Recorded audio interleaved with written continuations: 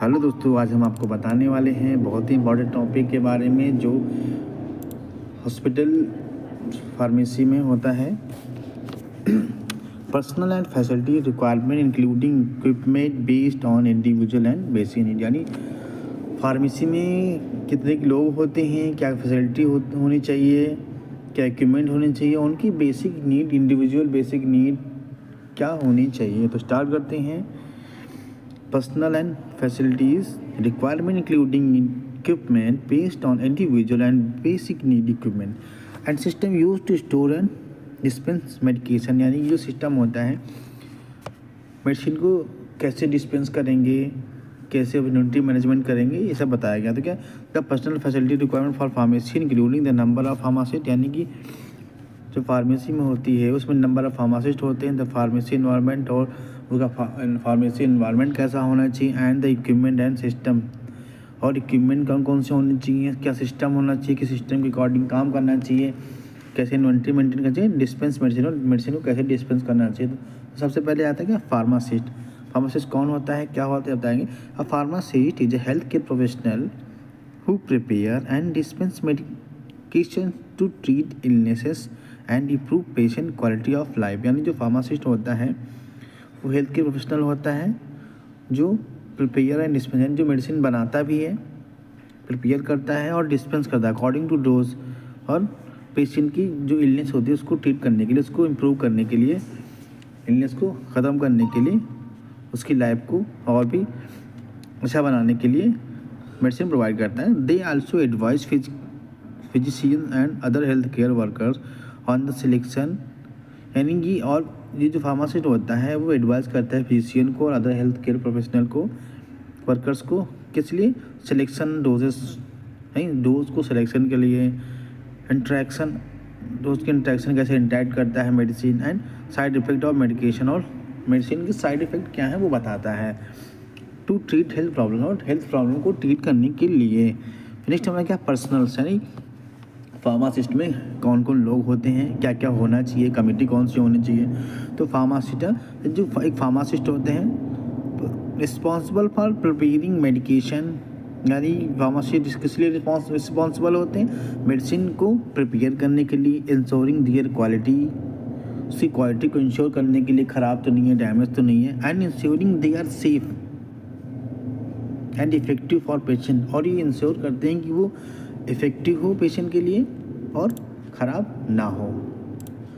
फिर क्या है, chief pharmacist oversee the pharmacy staff and ensure regulatory compliance. यानी फार्मासिस्ट के साथ साथ चीफ फार्मासिस्ट भी होता है जो इंश्योर करता है रेगुलेटरी, यानी कैसे हमारी फार्मेसी चलती है, फार्मेसी कैसे मेंटेन होती है, ये वो रेगुलेट करता है और जो प्रॉब्लम्स हैं उसको सॉल्व करता है। नेक्स्ट क्या है, फार्मेसी एंड थेरेप्यूटिक कमेटी। ये पीटीसी कमेटी होती है, इसमें डेवलप्स एंड रिसीव ड्रग फॉर्मुलरीज, जो ड्रग फॉर्मुलरी बनाते हैं, रिवाइज करते हैं, and monitor adverse drug reaction, और ड्रग रिएक्शन को मॉनिटर करते हैं उसका फीडबैक लेके। नेक्स्ट क्या, फैसिलिटी, यानी कौन कौन सी फैसिलिटी होनी चाहिए फार्मेसी में। टेम्परेचर कंट्रोल, यानी सबसे पहले टेम्परेचर कंट्रोल होना चाहिए, एनर्जी सप्लाई, ड्रिंकिंग वाटर और कंफर्टेबल इन्वायरमेंट होना चाहिए। टेम्परेचर कंट्रोल क्या होता है, medication must be stored at the correct temperature, यानी जो मेडिसिन होती हैं उनको करेक्ट टेम्परेचर पे स्टोर करना चाहिए। जैसे कि 2 to 8 डिग्री सेल्सियस होती हैं, जैसे कि इंजेक्शंस हैं, कुछ इंजेक्शन 2 to 8 डिग्री में होना चाहिए, उसके लिए फ्रीज होना चाहिए टेम्परेचर कंट्रोल के लिए। And frozen item between 10 to -25 degree Celsius, यानी और जो फ्रोजन आइटम है उनको स्टोर करने के लिए फ्रीजर्स होने चाहिए। फिर क्या है, एनर्जी सप्लाई, एनर्जी सप्लाई जरूरी है। The pharmacy should have a constant supply of energy specially for refrigerator, यानी जो हमारी मेडिसिन के लिए रेफ्रिजरेटर की आवश्यकता होती है और उसके लिए एनर्जी सप्लाई चाहिए, यानी इलेक्ट्रिसिटी का होना बहुत ज़रूरी है ताकि सब सही से स्टोर हो सके और सही इन्वायरमेंट मिल सके हमारी मेडिसिन को। नेक्स्ट क्या, ड्रिंकिंग वाटर।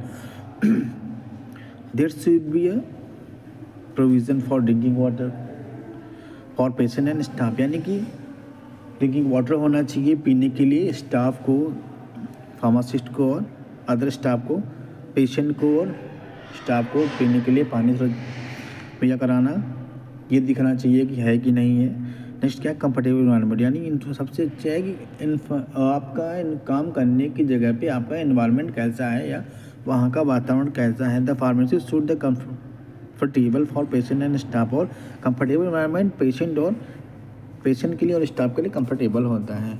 नेक्स्ट क्या है, इक्विपमेंट एंड सिस्टम, कौन कौन से इक्विपमेंट होने चाहिए और क्या क्या सिस्टम होना चाहिए जिसके थ्रू काम करना। इन्वेंट्री मैनेजमेंट सिस्टम होना चाहिए और मेडिकेशन डिस्पेंसिंग सिस्टम होना चाहिए। इन्वेंट्री मैनेजमेंट सिस्टम बहुत ही ज़रूरी होता है। इसमें क्या आता है, इसमें मस्ट 3 रूल्स भी फॉलो करते हैं। सबसे पहले फीफो, लीफो एंड फेफो, यानी फीफो सिस्टम क्या होता है, फर्स्ट इन फर्स्ट आउट। इसमें क्या जो फर्स्ट इन फर्स्ट आउट में, यानी जो पहले आई वो पहले जाएगी। नेक्स्ट क्या है, लीफो, तो लीफो क्या है, लास्ट इन फर्स्ट आउट, यानी जो आखिरी में आई है वो पहले जाएगी।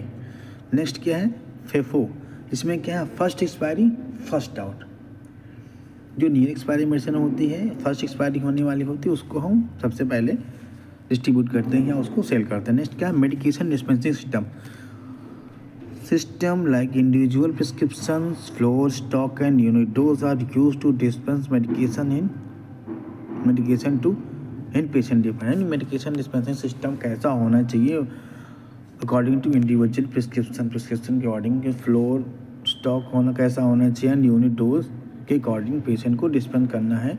हमको एक सिस्टम बना के रखना होता है उस मेडिसिन डिस्ट्रीब्यूट करने के लिए।